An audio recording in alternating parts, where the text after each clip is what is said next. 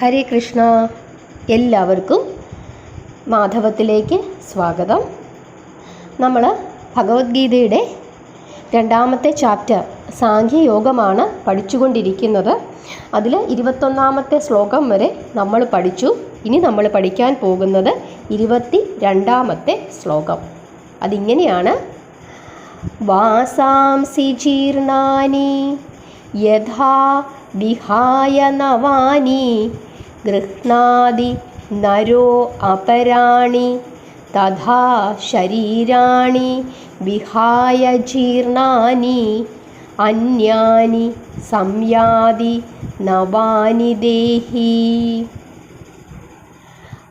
ഓരോ വാക്കുകളുടേതായി അർത്ഥം നമുക്ക് നോക്കാം. വാസാംസി അർത്ഥം വസ്ത്രങ്ങൾ എന്നാണ്. ജീർണാനി ജീർണിക്കുക. യഥാ എത്രത്തോളം. വിഹായ എന്ന് വെച്ചാൽ ഉപേക്ഷിക്കുക. നവാനി പുതിയത്.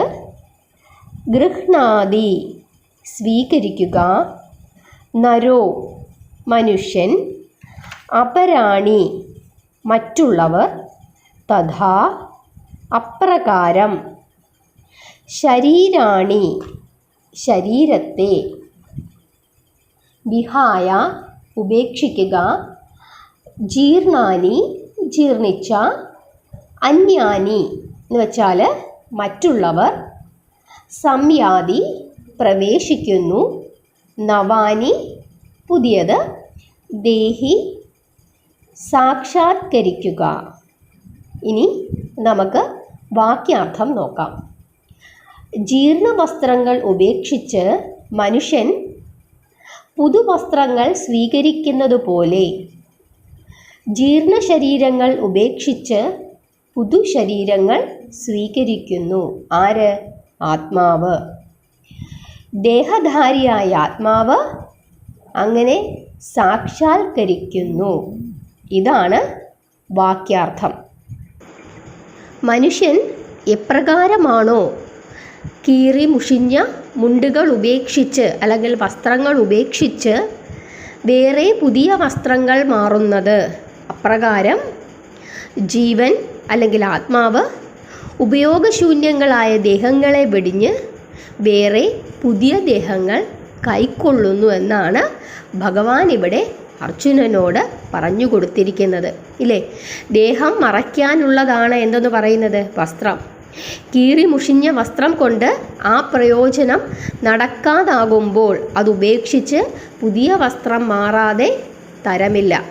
നമ്മൾ എന്ത് കാര്യത്തിനാണ് വസ്ത്രം ധരിക്കുന്നത്? നമ്മളുടെ ശരീരത്തിൻ്റെ നാണം മറയ്ക്കാൻ. അതല്ലെങ്കിൽ ഇപ്പോൾ എന്താണ് നമ്മളുടെ ഒരു സെൽഫ് ഐഡൻറ്റിറ്റി. ഇതിന് പലതിലും നമ്മൾ എന്ത് ചെയ്യും? വസ്ത്രം ധരിക്കും. നല്ല വസ്ത്രം ധരിച്ച് നമ്മളൊരു കല്യാണത്തിന് പോകുന്നു. അപ്പോൾ നമുക്കവിടെ എന്തുണ്ടാകുന്നു? ഒരു ആത്മവിശ്വാസം ഉണ്ടാകുന്നു.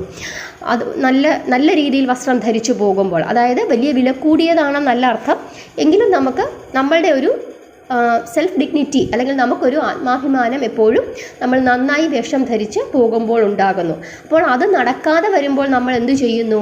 ആ വസ്ത്രം ഉപേക്ഷിച്ച് അല്ലെങ്കിൽ ആ വസ്ത്രത്തിന് എന്തെങ്കിലും കേടുപാടുകൾ സംഭവിക്കുമ്പോൾ നമ്മൾ എന്തു ചെയ്യുന്നു? ആ വസ്ത്രം ഉപേക്ഷിച്ച് നമ്മൾ മറ്റൊരു വസ്ത്രം സ്വീകരിക്കുന്നു. അതുപോലെ തന്നെയാണ് ആത്മാവിനും. അതുപോലെ ചില പ്രത്യേക സങ്കല്പങ്ങൾ സാക്ഷാത്കരിക്കുന്നതിനായിട്ടാണ് ജീവൻ ഒരു സ്ഥൂല ശരീരം സ്വീകരിക്കുന്നത്. ആ പ്രത്യേക കാര്യങ്ങൾ നിറവേറ്റി കഴിയുമ്പോൾ പുതിയ കാര്യങ്ങൾ നിറവേറ്റുന്നതിന് വേണ്ടി തൽക്കാലത്തേതായ ആ ശരീരത്തെ ഉപേക്ഷിക്കുകയല്ലാതെ ആത്മാവിന് മറ്റൊരു വഴിയുമില്ല. അപ്പോൾ ആ ശരീരത്തെ ഉപേക്ഷിച്ചിട്ട് മറ്റൊരു പുതിയ സ്ഥൂല ശരീരം സ്വീകരിക്കേണ്ടി വരുന്നു. അതായത് നമ്മൾ ഈ ജന്മത്തിൽ നമ്മൾ അനുഷ്ഠിക്കേണ്ടുന്ന കർമ്മങ്ങൾ മുഴുവൻ ചെയ്തു കഴിയുമ്പോൾ തീർച്ചയായും ഈ ശരീരം വിട്ട് ആത്മാവ് മറ്റൊരു ശരീരത്തിലേക്ക് പ്രവേശിക്കുക തന്നെ ചെയ്യും. അത് ഉറപ്പാണ്. അതുകൊണ്ടാണ് നമ്മൾ പറയും, ചില ആളുകൾ, നിങ്ങൾ ശ്രദ്ധിച്ചിട്ടുണ്ടോ, ചില ആളുകൾ നമ്മൾ പ്രായമായി മരിക്കാനൊക്കെയായി കുറേ നാൾ ഇങ്ങനെ ആ ഒരു വലയാത്ത അവസ്ഥയിലേക്ക് പോകുന്ന സമയത്ത് ചിലർ ആഹാരം കഴിക്കുകയില്ല. അവർ അത്രയും കാലം അവർ ആഹാരം കഴിക്കുമായിരുന്നു. പിന്നെ അവർ കുറേ നാൾ വലുതായിട്ട് ആഹാരം കഴിക്കാതെയാവും. അപ്പോൾ പഴയ ആളുകൾ പറയും, ആയുസ് എത്തിയില്ല പക്ഷേ അരി എത്തി എന്ന് പറയും. അപ്പോൾ അതെന്താണ് അർത്ഥം? അവർ കഴിച്ചു തീർക്കേണ്ടുന്ന ആഹാരമെല്ലാം അവർ ആ ജന്മത്തിൽ തന്നെ കഴിച്ചു തീർത്ത് കഴിഞ്ഞു. പക്ഷേ ആയുസ് എത്തിയില്ല. അവർ ചെയ്യേണ്ടുന്ന മറ്റു ചില കാര്യങ്ങൾ അവർ ചെയ്തു തീർത്തിട്ടില്ല. അല്ലെങ്കിൽ അവരുടെ ഈ ജീവിതം, അല്ലെങ്കിൽ അവരുടെ ഈ ജീവൻ ഭൂമിയിൽ നിലനിൽക്കേണ്ടുന്ന ഒരു കാലഘട്ടം ഭഗവാൻ നിശ്ചയിച്ചിട്ടുണ്ട്. ആ കാലഘട്ടം അടുത്തിട്ടില്ല. അതുകൊണ്ടാണ് ആ ആത്മാവ് ആ ശരീരത്തെ വിട്ടു പോകാത്തത്. പക്ഷേ ആ കർമ്മം, ആ കാലം, നിശ്ചിത കാലഘട്ടം കഴിയുമ്പോൾ തീർച്ചയായിട്ടും എന്തു ചെയ്യും? ആ ആത്മാവ് ആ ശരീരത്തെ വിട്ട് പുറത്തു പോകും. ഇത് തിരിച്ചും പറയും.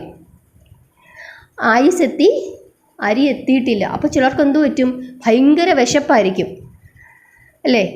അപ്പം അങ്ങനെയും നമ്മൾ പഴമക്കാർ പറഞ്ഞ് ഞാൻ കേട്ടിട്ടുണ്ട്. അപ്പം അതാണ് നമ്മൾ ഇവിടെ പറയുന്നത്. തീർച്ചയായിട്ടും എന്തു ചെയ്യേണ്ടി വരും? ഭീഷ്മരും ദ്രോണരും മറ്റു ബന്ധുക്കളുമെല്ലാം അവരവരുടെ കർമ്മങ്ങൾ അനുഷ്ഠിക്കേണ്ടുന്ന ആ കർമ്മങ്ങൾ അനുഷ്ഠിച്ചു കഴിയുമ്പോൾ തീർച്ചയായിട്ടും അവരിൽ ഉള്ള ആ ആത്മാവ് ആ സ്ഥൂല ശരീരത്തെ വിട്ട് മറ്റൊരു ശരീരത്തിലേക്ക് തീർച്ചയായിട്ടും പോകും എന്നാണ് ഇവിടെ ഭഗവാൻ അർജുനനോട് പറയുന്നത്. അതുകൊണ്ട് തന്നെ മരണത്തെ ഓർത്ത് ദുഃഖിക്കേണ്ടുന്ന കാര്യമില്ല.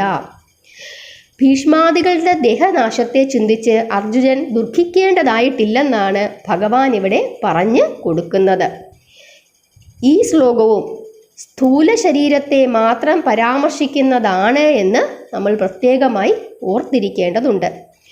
ജീവന് സൂക്ഷ്മ കാരണ ശരീരങ്ങൾ മുക്തിയിൽ മാത്രമേ വേർപെടുത്തുന്നുള്ളൂ. അതുകൊണ്ടാണ് നമുക്ക് മുക്തി ലഭിച്ചു കഴിഞ്ഞാൽ പിന്നെ, അല്ലെങ്കിൽ മോക്ഷം ലഭിച്ചു കഴിഞ്ഞാൽ പിന്നെ ശരീരത്തിൽ ആ ആത്മാവ് പ്രവേശിക്കുകയില്ല.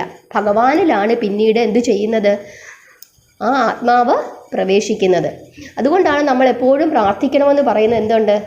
മുക്തി, നമുക്കൊരു മോക്ഷം കിട്ടണം, മുക്തി കിട്ടണമെന്ന് പറഞ്ഞ് നമ്മൾ ഈ ഏകാദശിയൊക്കെ എടുക്കുന്നത്. ഇതെല്ലാം നമ്മുടെ വിശ്വാസങ്ങളാണ്. അതിനാണ് നമ്മൾ ഇതൊക്കെ ചെയ്യാൻ പറഞ്ഞത്. കാരണം വീണ്ടും വീണ്ടുമുള്ള ജന്മങ്ങളിൽ നിന്നും നമ്മളെ ഒഴിവാക്കുന്നതിന് വേണ്ടിയിട്ടാണ് മോക്ഷപ്രാപ്തിക്കായിട്ട് നമ്മൾ ഇതുപോലുള്ള കാര്യങ്ങളൊക്കെ ചെയ്യുന്നത്. മോക്ഷമുണ്ടായിക്കഴിഞ്ഞാൽ ഈ ആത്മാവ് എന്തു ചെയ്യില്ല? മറ്റൊരു ശരീരത്തിൽ പ്രവേശിക്കുകയില്ല. സൂക്ഷ്മ കാരണ ശരീരങ്ങളോട് കൂടിയ ജീവൻ മുണ്ടു മാറുന്നത് പോലെ മാറി മാറി ധരിക്കുന്നവയാണ് എന്തെന്ന് പറയുന്നത്? സ്ഥൂല ശരീരങ്ങൾ. അത് കാണിക്കുന്നതിന് വേണ്ടിയിട്ടാണ് ഇവിടെ ദേഹി എന്ന പദം ഉപയോഗിച്ചിരിക്കുന്നത്. ആത്മാവ് അഖണ്ഡവും സനാതനവുമാണ്. എന്നാൽ ഈ ലോകത്ത് മറ്റുള്ളവരെ നശിപ്പിക്കാൻ കഴിവുള്ള യാതൊന്നിനും ആത്മാവിനെ കേടുവരുത്താൻ കഴിയുകയില്ല എന്നതും ശരി തന്നെയാണ്, ഇല്ലേ? നമുക്ക് നശിപ്പിക്കാൻ പറ്റുന്നത് എന്തിനെ മാത്രമാണ്? മറ്റുള്ളവൻ്റെ ശരീരത്തെ മാത്രമാണ്. ആത്മാവിനെ നശിപ്പിക്കാൻ നമുക്കോ നമ്മൾ ഉപയോഗിച്ചിരിക്കുന്ന ആയുധങ്ങൾക്കോ കഴിയില്ല എന്നുള്ളത് നമ്മൾ പ്രത്യേകമായി ഓർത്തിരിക്കുക. അതുകൊണ്ടാണ് ആത്മദർശനം നേടാത്ത അല്പബുദ്ധികൾക്ക് തോന്നാവുന്ന ഈ സംശയം മാറ്റണമെന്ന് ഭഗവാൻ അർജുനനോട് പറയുന്നത്. കാരണം ആ സത്യം തിരിച്ചറിയുക.